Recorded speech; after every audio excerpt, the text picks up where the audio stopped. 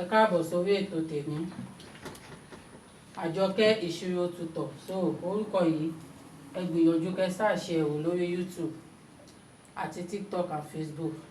So èmi ọmọ yín náà ni Adé fún mathematics ní èdè Yorùbá. A ti ṣe a lot of ìṣirò lóríṣiríṣi. Màá fẹ́ kẹ́ gbìyànjú kẹ́ ṣẹ́ẹ̀kì ẹ̀wò. But lénìí a lot of people mo tún mọ minus, plus and minus. A lot of people mo tún mọ̀. Gẹ́gẹ́ bí mo ṣe sọ pé èdè Yorùbá ni mo fẹ́ fi máa kọ́ wa ní mathematics tá à ń pè ní ìṣirò. Number one, nígbà tẹ́mi wà ní secondary school èmi náà ò fi bẹ́ẹ̀ mọ̀ mathematics, àmọ́ mo gbìyànjú, mo súnmọ́ àwọn ọ̀rẹ́ tó mọ̀ nípa ìṣirò dáadáa tí wọ́n dẹ̀ máa ń kọ́ mi, tájọ máa ń kọ́ra wa. So ìgbà yẹn wọ́n bá ti kọ́ mi ní wọ́n máa ní -2 -3. Èmi máa pa -2 -3 kí ló ń jẹ́ bẹ́ẹ̀? Èmi máa kọ̀ máa fi times sí máa kọ̀kọ́ 6. Ṣé understand? Lọ́sẹ̀ wá jẹ́ ó yé mi pé kò ń ṣe bẹ́ẹ̀ o, ń padà fi minus sí ṣó yé wa.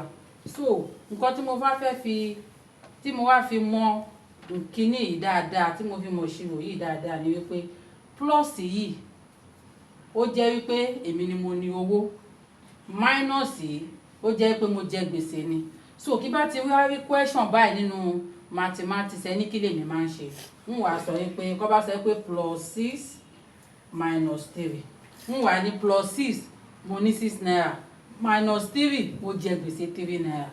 So kí n bá san gbèsè 3 naira nínú 6 naira tí mo ní, kí ló máa kù? Ó máa kù +3. Ṣó yé wa? Kí n bá san gbèsè 3 naira tí mo jẹ nínú 6 naira, ó máa kù +3.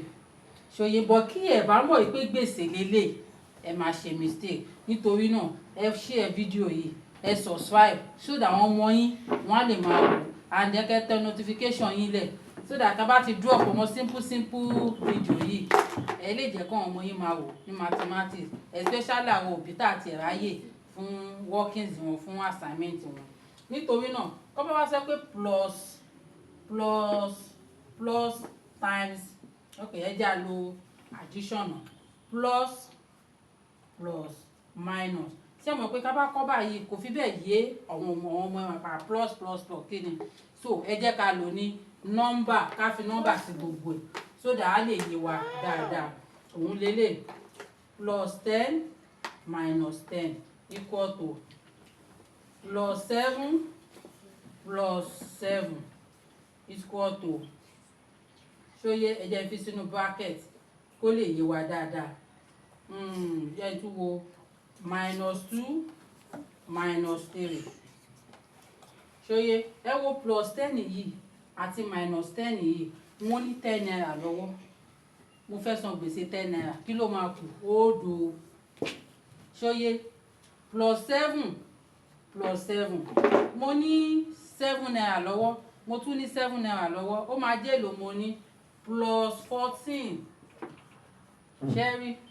Ẹ wá wọlé -2 -3, mo jẹ gbèsè 2 naira, mo tún jẹ gbèsè 3 naira. Gbèsè èlò mo jẹ yẹn? Gbèsè 5 naira ni mo jẹ. Bọ̀ kó bá yẹ kí wọ́n fi times sí bí báyìí, ó máa jẹ́ kí ni 2 times 3 is equal to 6. Á jẹ́ pé gbèsè 6 naira. Kò ń ṣe pé ẹ kọ̀ọ̀kan 6, kò ń ṣe pé ẹ kọ̀ọ̀kan 5. Ẹ gbọ́dọ̀ fi àmì gbèsè sínú ẹ̀. Ẹ wá jẹ́ àwẹlé -13 + 6. Ẹ jẹ́ àwẹlé. Kí ìwọ bá ti mọ̀ pé ó jẹ́ gbèsè ni, ó dẹ̀ ní 6 naira lọ́wọ́, ó máa ti mọ̀ pé kí n yọ 6 naira kúrò nù, mo fẹ́ san gbèsè tí mo jẹ́ 13 naira, mo dẹ̀ ní 6 naira lọ́wọ́, èló ló máa kù? Gbèsè tí mo jẹ́ fún èlò, ó kù 7. Mi kò ní déédéé kọ 7 báyìí, ń kọ kí ni? Minus. Ṣó yé? So that ẹni tó bá wá tó kọ̀ wá sí di bọ́ọ̀dù yìí yóò mọ̀ pé mo jẹ gbèsè 7 naira ni. Bọ̀ níwọ̀nba ìgbà tẹ́ ẹ̀ bá fi minus yìí sí, any number tó bá dá dúró, nǹkan tí mathematician máa rò ní pé plus ló wà ń bẹ̀, nítorí pé kò sí sign yẹn ń bẹ̀. Nítorí náà ẹ gbọ́dọ̀ fi sign yẹn, ẹ gbọ́dọ̀ fi sí so that wọ́n lè mọ̀ pé ẹ jẹ gbèsè ni. Ṣó yé? Any number tó bá dá dúró nínú mathematics yálà 27 yálà 1000 we assume that nǹkan tó wà bí is what is plus. Even though kọ́kọ́ a we assume that nǹkan tó wà bí by is what plus. That's mathematics for you.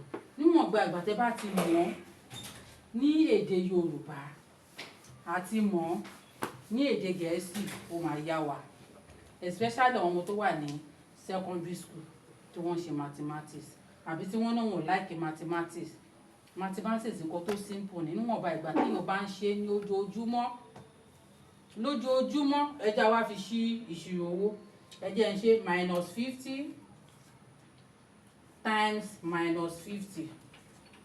ṣe wọ́n pé mo ti fi multiplication mo ti fi sí -50 times -50. That is what? That is -50 times 50 is what? 50 times 50.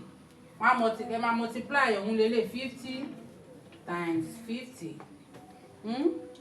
0 times 0 0, 0 times 5 0, 5 times 0 0, 5 times 5 25. That's 0 0 5 2. That's 2500. Ṣó yé wa bẹ́ẹ̀? So that ilé ìbò bá ṣe get in 2005. But kí ni mo ṣe? Mo padà fi minus yẹn sí nítorí pé kí ni a jẹ gbèsè ni. Àmọ́ kó bá yẹ pé plus ló wà nínú méjèèjì kí ló máa di plus. Ẹ lè má kọ plus yìí síbẹ̀ gẹ́gẹ́ bí ẹ ṣe mọ̀ kí mo bá débẹ̀ as a mathematician máa ti mọ̀ pé 25 ni plus ló máa wà níbí. Ṣó yé? But kó bá jẹ́ oní minus ni ẹ gbọ́dọ̀ fi minus sí. Ṣó yé wa? Èyí tó bá yé wa ẹ jẹ́ mọ̀ nínú comment section. Gbogbo wa náà kọ́ bá ní pé tíṣà ò mọ̀ tán à ń mọ̀ sí à ń kà sí lójoojúmọ́ ni. I'm also a learner. You understand? So ẹ jẹ́ mọ̀ nínú comment section.